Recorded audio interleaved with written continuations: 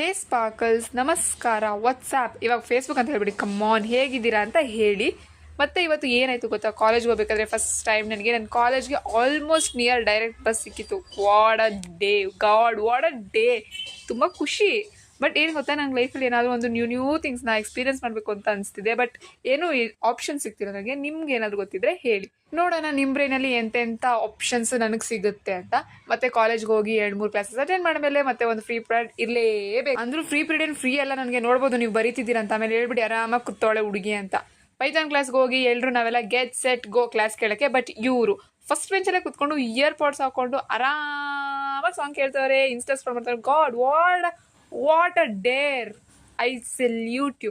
ಮತ್ತೆ ಮನೆಗೆ ಹೋಗ್ಬೇಕಾದ್ರೆ ಇವಳು ನನ್ನ ತೊಡೆ ಮೇಲೆ ಕೂತಿದ್ಲು, ಯಾಕಂದ್ರೆ ಸೀಟ್ಸ್ ಫುಲ್ ನಿಂತ್ಕೊಳ್ಳೋಕ್ಕೂ ಜಾಗ ಇಲ್ಲ. ಮತ್ತೆ ಸಿಗ್ತೀನಿ ನಾಳೆ ಒಂದು ಹೊಸ ದಿನ, ಒಂದು ಹೊಸ ವ್ಲಾಗು, ಮತ್ತೆ ಒಂದು ಹೊಸ ಥೀಮ್ ಜೊತೆ. ಬಾಯ್.